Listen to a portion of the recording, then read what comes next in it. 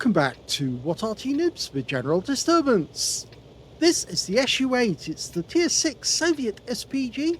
This one's located on the east spawn of Sand River, and it's under the command of graldebarantauro, and he's in the FYD clan. Enough chit-chat, lads. Let's give them a proper eye. Game on! Well, you're probably wondering about the name. Yes, it's Aldebaran is a star in the Taurus system. In fact, it's a bright red giant in the Taurus system, which means it's at the end of its life and it's probably going to go supernova sometime in the future. Probably not for a couple of 100,000 years, though. This little SU-8 is not going to go supernova, well, not anytime soon. It's got a 152mm howitzer mounted on top of a hull that was originally a T-28, but it's been converted. And the Soviets never built these, although it was proposed. Has a fairly high arc of fire, and it can fire over the entire map. The Alpha, as you probably know, is 550, 38mm of pen, and 6.7 meters on the burst radius, with between 6 seconds and 11 seconds of stun. That's a direct hit. And he stunned him. Oh, he's getting loads of stun assist off that one. So that's valuable. You can see where the shell landed. It's actually on the side of the vehicle. Tiger P didn't like that, but he has to take it. Okay, he's found another target. In fact, it's his opposite number. There's two Arty on either team, but the opposite number he's found is a GW Panther. Long flight time. Lands just behind the guy. Now, the SU-8, you only get 26 rounds of ammunition, so you don't get a whole lot to play with. And really, you think about it, they probably would carry much more than that. It was actually proposed to be built at the Kirov plant in Leningrad. And they developed it in 1934 and 1935. So it's not actually a totally fictional Arty. The Soviets did do all the design work on it. They just never mass-produced it. Oh, that one was a direct hit. He stood to watch the shell, and the shell landed without an explosion. So we know he touched that guy, and he's hurt. Okay, he's gone back into cover. Now, I wonder why. Does he think that there's going to be an enemy just up the south side of the map? Well, it's a possibility. There nearly always is. Somebody will go out into the dunes and look for our guys. And, oh, he's found a good target. There's SU-101 sitting up on top of the hill, which makes him vulnerable. Rounds out already. Long flight time. Or is it? No, he didn't actually fire. I wonder why then it started the countdown again. Unless, of course, he selected a new round. In fact, it appears he went to AP. I'm just going to use an AP round on it. But he's still loaded the AP. But he's going for the BZ-68, and the shell lands behind him. He's still on the AP. AP can be very useful sometimes. It just depends on how accurately you can fire on the target and how close that target is. For instance, on Lakeville, if you're firing up into the valley in the bottleneck, your shells should be fairly accurate to hit the tanks as they come forward. And that's why armor piercing can sometimes be useful in that circumstance. Okay. Well, KV-1S fell off the mountain. And did we actually reselect? No, he didn't fire. Okay, he's moved around the corner because he's blocking one side of his firing arc out. Oh, now the GW Panther, and he's reselected the HE round instead. So he's rapidly reloading that. Rounds out. I don't think he gave enough lead there. Oh, I was wrong. Definitely wrong, because he killed the GW with a hit to the gun shield. That was a very nice shot. I thought he needed a bit more lead. Maybe my shell would have actually, if I'd fired a bit wider on the, or a bit more lead, it would have actually hit the front of the vehicle, but he actually hit the gun shield, which means he got a clean kill. Now, I could tell you a bit more about Aldebaran, actually. As a star, it's actually quite interesting because it's actually 65 light years away from Earth, so it's relatively close. And it's a red giant, and what red giants have done is they burned up all their hydrogen, and they're now burning helium. So the hydrogen's been converted into helium, and the helium has then been now converting into carbon. And that's what stars do. They burn, or they fuse, the various elements inside them. The heavier elements, they only really get produced when a star goes supernova, and there's incredible gravitational and explosive forces at hand. And when that happens, the heat and the gravitational forces will meld together massive amounts of material into the heavier elements. So you even get things like gold and uranium and lead and all that being produced in a supernova. Rounds out, looks good, very good. Of course, we don't know if Aldebaran's actually going to go supernova anytime soon, although we should be able to detect a star that was going to do it, because of course you get neutrinos being emitted before they go supernova. But seeing as, oh, lovely shot and a kill, but he doesn't get the kill. The kill goes to the T69, but he got the assist off that one. Yes, you should be able to know that a star is actually going to go supernova, because it will issue neutrinos beforehand. But I don't think Aldebaran's going to be going supernova anytime soon. In fact, the one that we do think is going to go supernova is Betelgeuse. And Betelgeuse is between 400 to 500 light years away from us. So it's a long way away, much further than Aldebaran. And Betelgeuse is huge. It's one of the supergiant stars. It's also a red giant, which means it's also burned up all its fuel, or it's burned up all its hydrogen, as to say.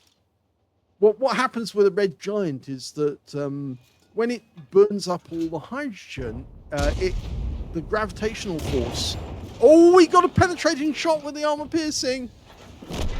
The gravitational forces, they get the star expands because of the heat, the energy being generated, but the temperature needed to burn and convert helium into carbon, it's actually quite intense.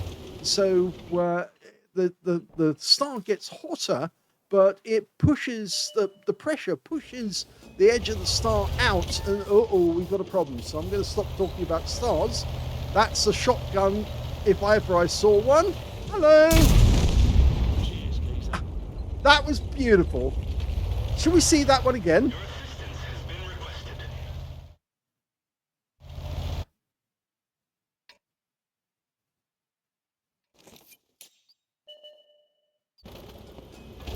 Okay, there was me talking about stars and something important going on in the game. He was spotted and the Saladin came in. Perfect shot. Right on the money. Now he's doing the right thing here as well. Get behind the wall so the enemy RT couldn't respond. But in fact, actually, there are no enemy RT still alive. They've all gone. If they were alive, you want to get behind something so the enemy can't respond at all. So getting back to the stars, the thing is that if Betelgeuse or Aldebaran were to go supernova, it wouldn't really matter to us because, of course, they're basically they're far enough away that we wouldn't be affected by them. All that would happen is, though, you'd see the supernova for many weeks in the sky. It would show as a bright star showing up in daylight. So you'd actually see it in the sky both day and night, and it'd be like one of those astronomical events that everybody wants to see, a bit like the aurora that happened recently. In fact, I can tell you that the aurora you saw just recently was predicted. I actually saw the CME, the coronal mass ejection, that actually caused the aurora on Wednesday last week. Yes, I follow a channel which does all the solar news, all the shows all the solar weather, and they actually showed we saw the coronal mass ejection happening, and you saw a huge amount of filaments quickly whip into the sky at very high velocity, and the filaments is what actually causes the coronal mass ejection. Well, mass ejection is basically hydrogen gas being sent away from the star at very, very fast speed. So it's just basically hydrogen blowing off the gas. It's a bit like the sun farting in our direction.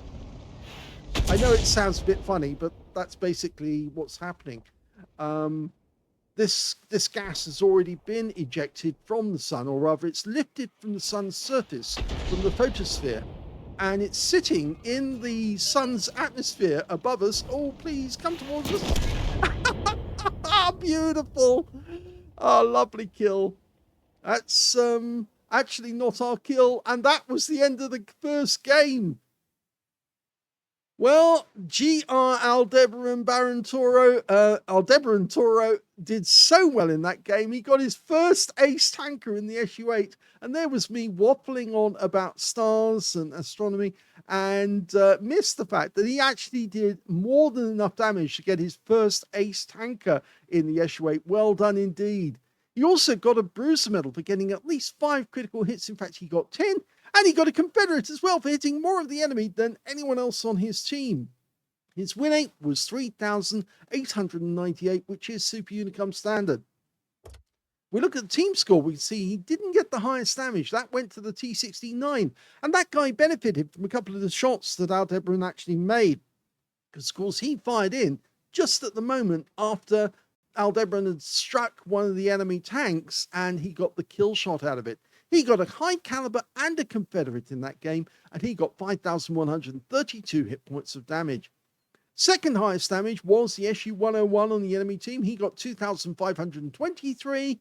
And the third highest damage, well, it's a joint one, this one. The Saladin that he killed in shotgun, that guy got 2,135, and so did Aldebaran. Yes, they both got the same. So, yeah, they're both third in this case. On damage. When it came to kills, though, the high scorer was the Tiger 1. In fact, he's the one who got the last kill in the game, not Aldebaran, unfortunately. 2 kills went to the T69, to Aldebaran, to the VK101P, and the M2Y on our team. And on the enemy team, the KV1S got 2 kills as well. And when it came to base XP, it's the T69 again. 1,382 went to him, 1,138 went to Aldebaran, and they were the only two who managed to get over 1,000 base, with the Tiger 1 getting 920 in third place. He fired 17 rounds, which is a decent amount of ammunition to actually get a good result out of the game. 7 direct hits on the enemy, 3 of them were penetrating shots, and 12 splash. Now, can we tell which ones he actually did get the penetrating shots? Well, the Saladin at close range. The shell would go straight through him. The armor on that thing is just not equipped to stop a 152mm round going in at that speed. The GW Panther, he hit him on the gun shield, and yes, at that range, well, it was a very long range shot, but the shell was coming in and it hit the gun shield, and that's what gave him a full penetrating shot and wiped out the GW completely. And the other one he hit, well, I'm looking for it. There it is. It's the Type 63 on the enemy team. He actually got a penetrating shot for 420, and I believe that was an armor-piercing round that he actually used to get that guy as well. So, yes, he seems to show that the armor-penetrating rounds on the SU-8 can be effective in the right circumstances. 2,135 hit points of damage, of which 1,754 were at more than 300 meters, the close shot being the Saladin. And 10 enemy vehicles were damaged, 2 were killed, 244 hit points of damage assist, and 1,091 hit points of stun assist off 11 stuns. On a free-to-play account, he actually made a profit of 20,272 credits from that game. And he also got 2,276 experience points out of it as well. And his first ace tanker in just 10 minutes, 7 seconds.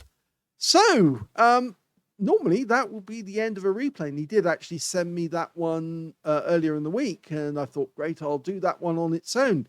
But since he actually sent that, he sent in another replay So we'll do that one as a double. So let's have a look at his second replay.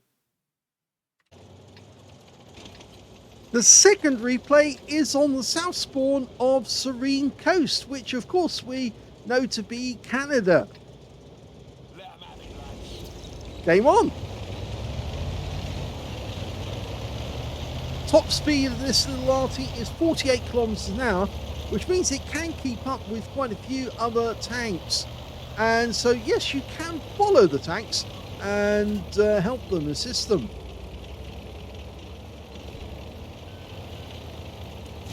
Now, I promise you I won't waffle on too much about stars and astronomy, but if you do want to know a bit more about CMEs and Aurora, and when the Aurora are actually coming, there's a particularly good YouTube channel to watch, and that's actually Smashomash, SMASHOMASH, and if you put the and symbol in front of that, then or the ampersand, you'll get to it. But that gentleman is a professional solar scientist. He actually works for a university. He's working on a thesis at the moment, which is all about how the sun operates, and because we still don't know how our own star works. I know, after all these years, but still a bit of a mystery to a lot of scientists. There are some theories. We know what the composition of the star is, but we don't know exactly how it works. And that was a good shot because he hit the Type 58 and the ARL 44 together. Tier 6 game with Tier 5 tanks in it, so plenty of opportunity to get loads of credits off this one. Rounds out. Oh, the ARL seemed to know that the shell was inbound. He rocked back to as far as he wanted to go and then moved forward to the firing spot. In the meantime, the Type 58's trying to go around the corner. Okay, he's going to keep moving forward. Rounds out. A bit of splash on that one. And he got stun assist. This is one of the faster firing Artys now that the M44 has been nerfed. The standard reload is 19.65, but you can see that Aldebaran's got it down to 17.3. That Type 58 is beginning to be a bit of a nuisance. So let's see if he can do something. Yes, he does. And the guy goes down immediately afterwards, but we did lose one of our teammates as well. Unfortunately, the KV2 went down. Now, you might think this perch is actually a little unstable, and kind of is actually there because he almost fell off it. But you'd be surprised at how many directions you can fire. Okay, enemy tanks out the peninsula. Because he's higher up, it makes it a little easier to shoot. Rounds out in the E2. Well, the Sherman Jumbo just gets stunned. Unfortunately, we didn't pick up anything off that one. And okay, he's looking round. He's found another one, a Burza, but it's sitting underneath the railway bridge at the moment. He's going to come out from underneath his this side. Okay, lined up, rounds out, and direct hit, 247. He's certainly racking up the damage, and somebody just fired an armor-piercing round at him. There is another RT in our team. That guy's in the AMX-13 F3. Burz has kind of been persuaded that not a good place to come out. Rounds out, another hit, leaves him on 1 hit point. Wargaming's having a laugh at our expense, actually, because, of course, that player's now been left in the game for a little while longer before he dies. But he will die. With only 1 hit point, he's bound to die. In fact, although I should say that we have had games where somebody was left on 1 hit point and they still managed to win a Kolobanov game. Yes, they actually did, in T-3485M. Well, he's finding it easier to go after the Sherman Jumbo than any of the others at the moment. And he got the kill this time. Beautifully shot. Couldn't see the outline, but he was able to put the shell where he knew the splash would be effective. In the meantime, we've seen an M10 RBFM, and of course they're priority targets. We've just lost sight of him, though. I reckon he was being spotted by some of our guys across the lake. He's fired one in, just to wake him up. The good news is we've got our own M10 RBFM ahead of us. So if that Wolverine that's up in the northwest corner of the map does decide to come south, we would at least be able to do something about it. I think it's a reasonable bet that he's actually sitting behind one of those bushes right now, checking on where we are. We've got a one tank advantage, but of course, as we all know, that could turn around in just any second. They've got an advantage in hit points. Oh, that's an OI. Yes, we can hit that guy. Bounce out. Looks good. Direct hit. Another 220. He's already up to 1,300 damage. And every chance of it getting higher. Okay. Just briefly saw a VK3001P, which is now a heavy tank, of course. Used to be a medium. Rounds out. Looks good. Unfortunately, it's not because it wasn't fully dialed in. I thought for a second he was going to get that one right on target. Now, watch the fences. If the fences get knocked down, we know he's moving. They don't. And now we can see the 88s come around the corner. Again, we're not fully dialed in. No, he's too afraid. Churchill. Oh, he's trying to push the Churchill out. Rounds out. Well, the Churchill's just got stunned, so he won't appreciate that. And the Churchill's now trying to take down our 88. So can we put a round in there? We're out of stun HE now, so we're firing the extra strong stuff. And that's 650 Alpha 48mm pen.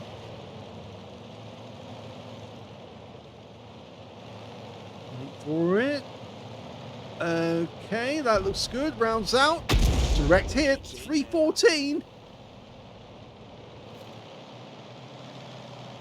I notice our Panzer von Fear is actually going up the west side of the map at a rapid rate.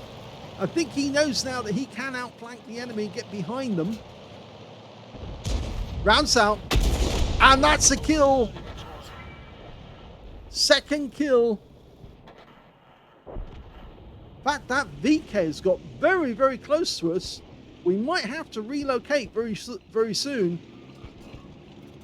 Our AMX-13 F3 is actually going into a whole world of trouble. Fires the round in. He does get a hit. But I think our AMX does need to relocate and quick. Okay, that T-34 is not going to survive very long with the Churchill there.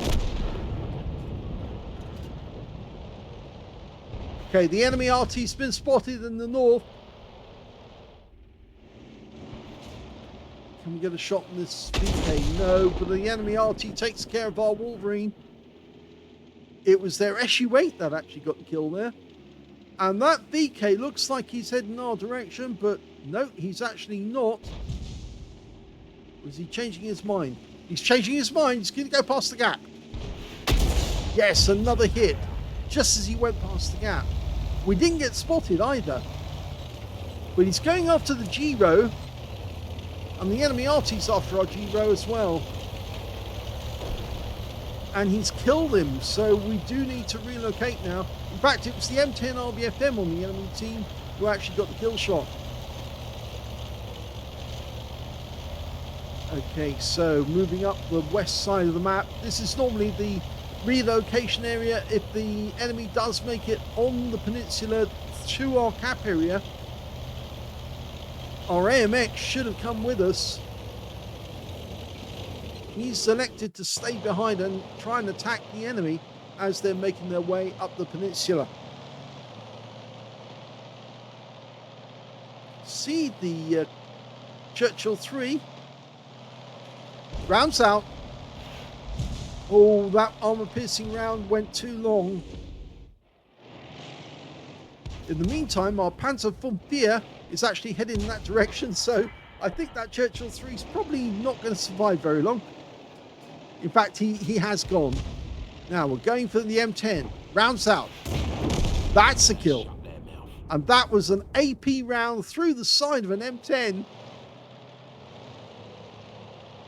I should have mentioned, actually, the armor-piercing rounds are actually capable of 380 alpha, but they got 182 to 171 millimeters of pen and a shell velocity of 546. So they're slow on the shell velocity, but they do have a huge amount of pen. And I think he's still loaded with the armor piercing to go after that 88. If he moves in front of our reticule, we can probably get it, but at the moment he's being very, very difficult. We've got no shot from this angle. We need to change position. There's nobody in the enemy cap area as well. They've only got the 88 left. Everyone else has been wiped out.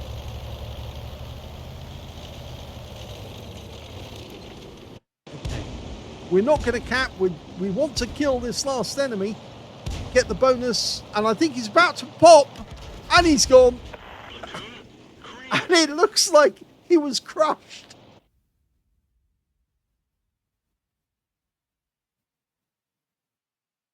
Well, very sad to say that enemy 88 actually got crushed when he fell off the rock there, and he wasn't actually killed by one of our team members. So I'm wondering if we actually do get the bonus. I'm not sure you do get the bonus under those circumstances.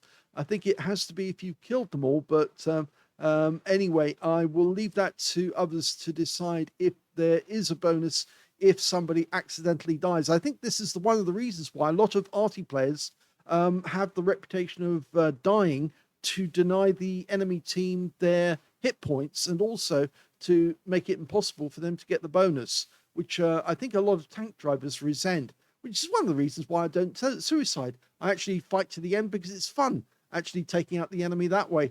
But anyway, that was a first-class tanker for GR Aldebarantauro in the SU-8. He actually managed to get a bruise medal for getting at least 5 critical hits. In fact, he got 8. He got a Gauze medal for doing more damage, exceeding 8 times the hit points of his own vehicle, the high caliber for dealing the most damage in the game, and a Confederate for hitting more of the enemy than anyone else on his team.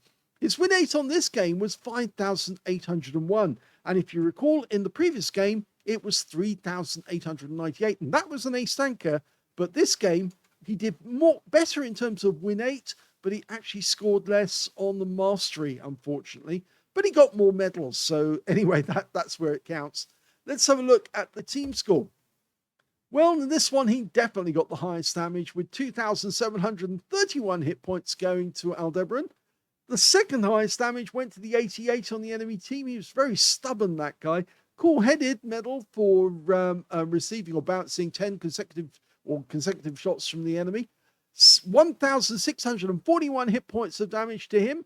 And the third highest, well, that was the 88 on our team with 1,573. When it came to kills, it was shared between Aldebaran and the Panzer IV. Both got 3 kills each.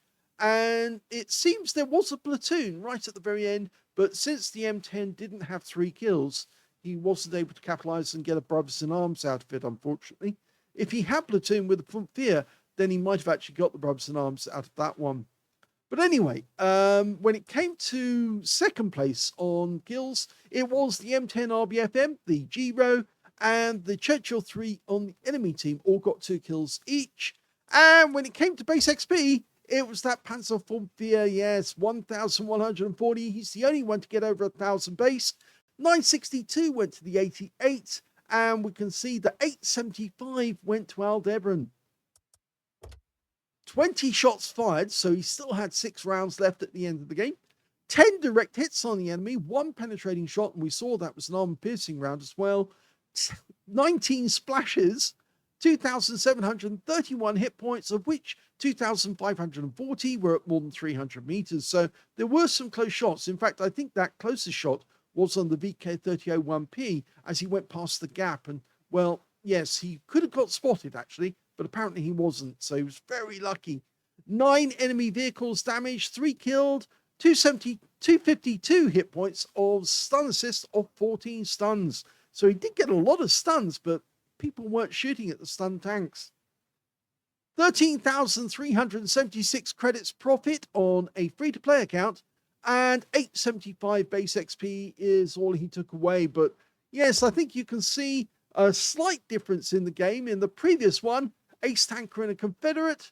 This one, first class scores, high caliber, Confederate. You know, sometimes I really do wonder, Wargaming, are you trying to take the mick? Or, you know, the proverbial? Because obviously this performance, he was pumping out those shells. He was using combinations of shells as well, shell types, and he was getting huge amounts of damage. But yes, this one, he gets the first class, and then the previous one, of course, he gets an ace tanker. Mind you, I should say that the ace tanker was in a higher tier game, so I suppose there is that there, that he was actually getting extra XP simply because it was a higher tier game. But yes, sometimes there's no telling what Wargaming is going to do next. I hope you enjoyed these replays. If you did, please give this video a like, do subscribe to our channel, leave a little comment down below because it feeds the algorithm, and thank you for watching.